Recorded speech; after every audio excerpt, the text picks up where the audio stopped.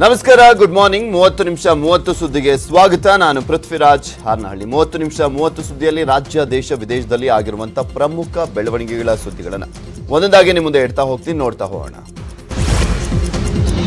ದೇವಸ್ಥಾನದ ಜಾತ್ರೆಗಳಲ್ಲಿ ಮುಸ್ಲಿಂ ವ್ಯಾಪಾರಿಗಳಿಗೆ ವ್ಯಾಪಾರ ವಹಿವಾಟಿಗೆ ಅವಕಾಶ ನಿರಾಕರಿಸ್ತಾ ಇರುವಂತ ಮತ್ತಷ್ಟು ಘಟನೆಗಳು ಬೆಳಕಿಗೆ ಬಂದಿದೆ. ಕರಾವಳಿ, ಮಲೆನಾಡು ಜಿಲ್ಲೆಗಳಲ್ಲಿ ಕಾಣಿಸಿಕೊಂಡಿದ್ದಂಥ ಈ ಬೆಳವಣಿಗೆ ರಾಜಧಾನಿ ಬೆಂಗಳೂರು ಬಳಿಕ ಈಗ ಬಯಲು ಸೀಮೆ ಜಿಲ್ಲೆಗಳಾದಂಥ ಹಾಸನ, ತುಮಕೂರುಗಳಲ್ಲೂ ಕೂಡ ಕಂಡುಬಂದಿದೆ. ಇನ್ನು ಉಡುಪಿಯಲ್ಲಿ ಧರ್ಮ ಅಸಹಕಾರ ಚಳವಳಿ ಮುಂದುವರೆದಿದೆ. ಬ್ರಹ್ಮಾವರ ತಾಲೂಕು ಯಡ್ತಾಡಿ ಪಂಚಾಯತ್ ವ್ಯಾಪ್ತಿಯಲ್ಲಿರುವಂಥ ಶ್ರೀ ನಂದಿಕೇಶ್ವರ ದೇವಸ್ಥಾನದಲ್ಲಿ ಮುಸಲ್ಮಾನರ ವ್ಯಾಪಾರಕ್ಕೆ ಅವಕಾಶ ಇಲ್ಲ. ಜಾತ್ರೆಯಲ್ಲಿ 20ಕ್ಕೂ ಹೆಚ್ಚು ಹಿಂದೂ ಸಮಾಜದವರಿಂದ ವ್ಯಾಪಾರ ನಡೀತಾ ಇದೆ. ಮುಸಲ್ಮಾನರ ವ್ಯಾಪಾರಕ್ಕೆ ಹಿಂದೂ ಜಾಗರಣ ವೇದಿಕೆ ತಡೆಯನ್ನು ನೀಡಿದೆ.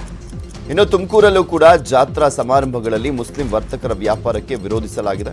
ಪ್ರಸಿದ್ಧ ಯಡಿಯೂರು ಸಿದ್ಧಲಿಂಗೇಶ್ವರ ಜಾತ್ರೆಯಲ್ಲೂ ಕೂಡ ಅನ್ಯ ಧರ್ಮೀಯರಿಗೆ ಅವಕಾಶ ಕೊಡಬೇಡಿ ಅಂತ ಬಜರಂಗದಳ ಜಿಲ್ಲಾ ಸಂಚಾಲಕ ಹರೀಶ್ ನೇತೃತ್ವದಲ್ಲಿ ಯಡಿಯೂರು ಸಿದ್ಧಲಿಂಗೇಶ್ವರ ದೇವಾಲಯದ ವ್ಯವಸ್ಥಾಪಕ ಅಧಿಕಾರಿ ಮಂಜುನಾಥ್ಗೆ ಮನವಿಯನ್ನ ಮಾಡಲಾಗಿದೆ.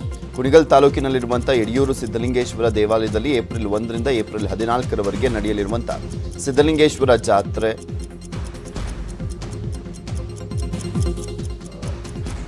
ವಿಷಯ ಏನೆಂದರೆ, ಯಡಿಯೂರು ಶ್ರೀ ಸಿದ್ಧಲಿಂಗೇಶ್ವರ ಸ್ವಾಮಿ ಕ್ಷೇತ್ರದಲ್ಲಿ ದಿನಾಂಕ 1/4/2022ರಿಂದ 16/4/2022ವರೆಗೆ ಜರುಗಲಿರುವ ಜಾತ್ರಾ ಮಹೋತ್ಸವದಲ್ಲಿ ಹಿಂದೂಗಳನ್ನು ಹೊರತುಪಡಿಸಿ ಅನ್ಯ ಧರ್ಮದ ಜನರಿಗೆ ವ್ಯಾಪಾರ ಮಾಡಲು ಅವಕಾಶ ನೀಡದಂತೆ ದೇವಾಲಯ ಆಡಳಿತ ಮಂಡಳಿಗೆ ಮನವಿ ನೀಡಿದ್ದೇವೆ. ಹಿಂದೂ ಧಾರ್ಮಿಕ ದತ್ತಿ ಕಾಯ್ದೆ 2002 ಅನ್ವಯ ಹಿಂದೂ ದೇವಾಲಯ ಜಾಗದಲ್ಲಿ ಬೇರೆ ಧಾರ್ಮಿಕ ದತ್ತಿ ಇಲಾಖೆಗೆ ಒಳಪಟ್ಟಂತ ಎಲ್ಲ ದೇವಸ್ಥಾನಗಳಲ್ಲಿ ಜಾತ್ರಾ ಮಹೋತ್ಸವ, ಅಂಗಡಿ ಮುಂಗಟ್ಟು ಮತ್ತು ಟೆಂಡರ್ ಪ್ರಕ್ರಿಯೆಯಲ್ಲಿ ಹಿಂದೂಯೇತರರಿಗೆ ಅವಕಾಶ ನೀಡದಂತೆ ವಿಹಿಂಪ ಪ್ರಾಂತ ಸಂಘಟನಾ ಕಾರ್ಯದರ್ಶಿ ಬಸವರಾಜ್ ಸರ್ಕಾರಕ್ಕೆ ಮನವಿಯನ್ನ ಮಾಡಿದ್ದಾರೆ. ಇನ್ನು ಒಂದ್ ಕಡೆ ಹಿಂದೂ ಜನಜಾಗೃತಿ ಸಮಿತಿ ಮುಜರಾಯಿ ಇಲಾಖೆಗೆ ಹಿಂದೂಯೇತರರಿಗೆ ಅಂಗಡಿ ಮುಂಗಟ್ಟು ನೀಡದಂತೆ ಮನವಿಯನ್ನು ಸಲ್ಲಿಸಿದ್ದಾರೆ. ಮುಜರಾಯಿ ಇಲಾಖೆ ಆಯುಕ್ತೆ ರೋಹಿಣಿ ಸಿಂಧೂರಿಗೆ ಮನವಿಯನ್ನು ಸಲ್ಲಿಸಲಾಗಿದೆ. ಕೂಡಲೇ ಹಿಂದೂಯೇತರರ ಅಂಗಡಿ ತೆರವುಗೊಳಿಸಬೇಕು. ಇನ್ನು ಹಿಂದೂಯೇತರರಿಗೆ ನೀಡದಂತೆ ಕ್ರಮಕ್ಕೆ ಆಗ್ರಹಿಸಿದ್ದಾರೆ. ಮುಸ್ಲಿಮರಿಗೆ ಆರ್ಥಿಕ ಬಹಿಷ್ಕಾರ ಹಾಕಬೇಕು ಅನ್ನುವಂಥ ನಿಟ್ಟಿನಲ್ಲಿ ರಾಜ್ಯದಾದ್ಯಂತ ಆಂದೋಲನ ನಡೆಸೋದಕ್ಕೆ ಶ್ರೀರಾಮ ಸೇನೆ ಮುಂದಾಗಿದೆ. ಈ ಬಗ್ಗೆ ಬೆಳಗಾವಿಯಲ್ಲಿ ಮಾತನಾಡಿರುವಂಥ ಪ್ರಮೋದ್ ಮುತಾಲಿಕ್, ಮುಸ್ಲಿಂ ಅಂಗಡಿಗಳ ಕುರಿತು ಪಟ್ಟಿಯನ್ನು ಮಾಡ್ತೇವೆ, ಇಲ್ಲಿ ಯಾರು ಹೋಗಬಾರ್ದು ಅನ್ನೋದನ್ನ ಹೇಳ್ತೇವೆ. 100ಕ್ಕೆ 100ರಷ್ಟು ಸರ್ವೆಯನ್ನು ಮಾಡಿ ಆ ಪಟ್ಟಿಯನ್ನು ಹಂಚ್ತೇವೆ. ಸವದತ್ತಿಯ ಯಲ್ಲಮ್ಮನ ಗುಡ್ಡದಲ್ಲಿ ಮುಸ್ಲಿಂ ಅಂಗಡಿಗಳಿದ್ದಾವೆ. ಇವುಗಳಿಗೆ ಮುಜರಾಯಿ ಇಲಾಖೆಯಿಂದ ನೋಟಿಸ್ ನೀಡಲಿಕ್ಕೆ ಮನವಿಯನ್ನು ಮಾಡ್ತೇವೆ. ಒಂದು ವೇಳೆ ತೆರವು ಮಾಡದಿದ್ರೆ ಅಂಗಡಿಗಳಿಗೆ ನಾವೇ ನುಗ್ತೇವೆ ಅಂತ ಎಚ್ಚರಿಕೆಯನ್ನು ನೀಡಿದ್ದಾರೆ. ಮುಸ್ಲಿಮರ ಅಂಗಡಿಗಳು, ಮುಸ್ಲಿಮರದ ಏನೇನು ಎಲ್ಲೆಲ್ಲಿ ವ್ಯವಹಾರ ನಡೀತಾ ಇದೆ ಎಲ್ಲ ಪಟ್ಟಿ ಮಾಡ್ತೀವಿ. ಇಲ್ಲಿ ಯಾರು ಹೋಗಬಾರ್ದು ಅಂತನ್ನುವಂಥದ್ದು ಹೇಳ್ತೀವಿ, ಜಾಗೃತಿ ಮೂಡ್ತೀವಿ. ಯಾಕೆ ಅನ್ನೋದು ಹೇಳ್ತೀವಿ. 100ಕ್ಕೆ 100 ಸರ್ವೆ ಮಾಡ್ತೀವಿ, ಅದನ್ನ ಲೀಸ್ಟ್ ಮಾಡಿ ಎಲ್ಲ ಹಿಂದೂಗಳು ಹಂಚ್ತೀವಿ. ಕಾನೂನನ್ನ ಮೀರಿ ಸಂವಿಧಾನವನ್ನ ಒಪ್ಪಲಾರದಂತ ಗೋಹತ್ಯೆ ಮಾಡ್ತಾ ಇರುವಂತ, ಗೋಮಾಂಸ ತಿಂತಾ ಇರುವಂತ ಅಂಗಡಿ ಇದು. ಹಿಂದೂ ಸಮಾಜಕ್ಕೆ ಜಾಗೃತಿ ಮೂಡಿಸ್ತೀವಿ. ನಮ್ಮ ಕುರಿ, ನಮ್ಮ ದೇವಿ, ನಮ್ಮ ಮಾಂಸ ನಾವು ಊಟ ಮಾಡೋದು, ಬಂದವನ್ನ ಹಲಾಲ್ ಮಾಡಿ ದುಡ್ಡು ತಗೊಂಡು ಹೋಗೋದು, ಇದನ್ನು ನಿಲ್ಲಿಸ್ತೀವಿ. ಹಿಜಾಬ್ ಬಗ್ಗೆ ಹೈಕೋರ್ಟ್ ಕೊಟ್ಟ ತೀರ್ಪನ್ನ ಎಲ್ಲರೂ ಕೂಡ ಪಾಲಿಸಬೇಕು ಅಂತ ಮಾಜಿ ಸಚಿವ ಇಕ್ಬಾಲ್ ಅನ್ಸಾರಿ ಹೇಳಿದ್ದಾರೆ. ಹಿಜಾಬ್ ಪುರಾತನ ಕಾಲದಿಂದಲೂ ಕೂಡ ಹಾಕಿಕೊಂಡಿರುವಂತ ಪದ್ಧತಿ. ಕೇವಲ ಮುಸ್ಲಿಂ ಮಹಿಳೆಯರು ಮಾತ್ರ ಹಾಕ್ತಾ ಇಲ್ಲ, ಹಿಜಾಬ್ ಹಾಕಿಕೊಂಡು ಶಾಲಾ ಕೊಠಡಿಯವರೆಗೂ ಹೋಗಬಹುದು. ಪಠ್ಯದಲ್ಲಿ ಭಗವದ್ಗೀತೆ, ಕುರಾನ್, ಬೈಬಲ್ ಸಹ ಅಳವಡಿಸಬೇಕು. ಮಹಾನ್ ಪುರುಷರ ನೀತಿಗಳು ಗೊತ್ತಾಗಬೇಕು ಅಂತ ಹೇಳಿದ್ರು. ಹಾಗೆ ಜಾತ್ರೆಗಳಲ್ಲಿ ಮುಸ್ಲಿಂ ವ್ಯಾಪಾರಿಗಳ ಬಹಿಷ್ಕಾರದ ವಿಚಾರಕ್ಕೆ ಇದು ಸರಿಯಾದದ್ದಲ್ಲ. ಕೆಲವು ಕುಟುಂಬಗಳು ನಿತ್ಯ ದುಡಿದು ಜೀವನವನ್ನು ನಡೆಸ್ತಾರೆ, ಅವರಿಗೆ ಕಷ್ಟವಾಗುತ್ತೆ. ಬಿಜೆಪಿ ಚುನಾವಣೆಗೂ ಮುನ್ನ ಕೋಮು ಭಾವನೆ ಕೆರಳಿಸ್ತಾ ಇದೆ ಅಂತ ವಾಗ್ದಾಳಿಯನ್ನು ಮಾಡಿದರು.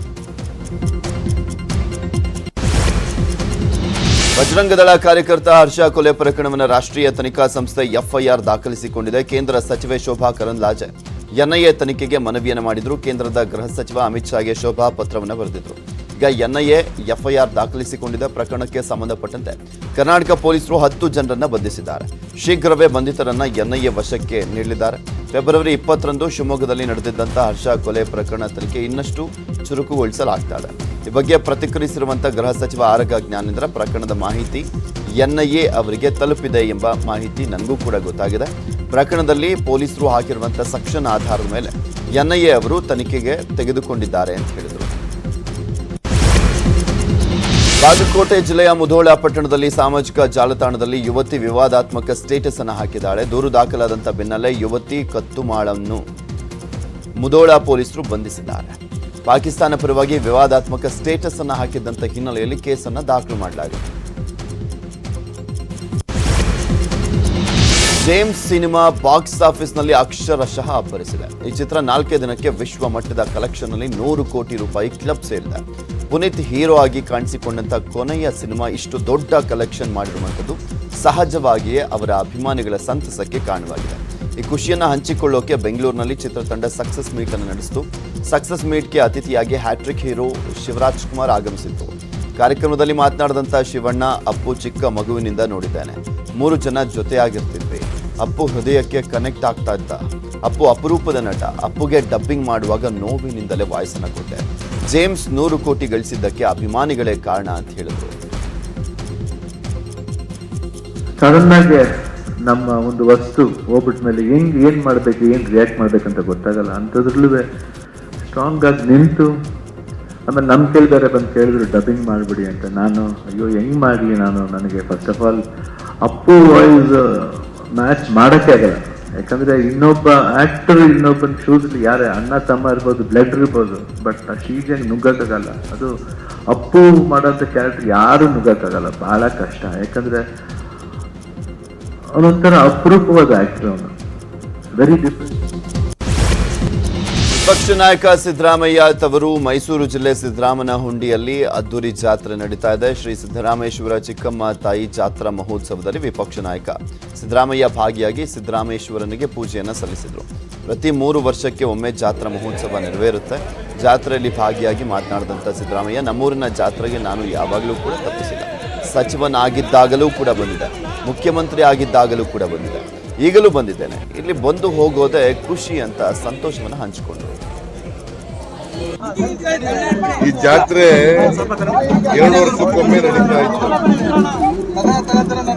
ಆಮೇಲೆ 3 ವರ್ಷಕ್ಕೊಮ್ಮೆ ನಡೆಯಲಿಕ್ಕೆ ಪ್ರಾರಂಭ ಆಯಿತು. ಈಗ ಕೊರೋನಾ ಇದ್ದದ್ರಿಂದ ಹಬ್ಬ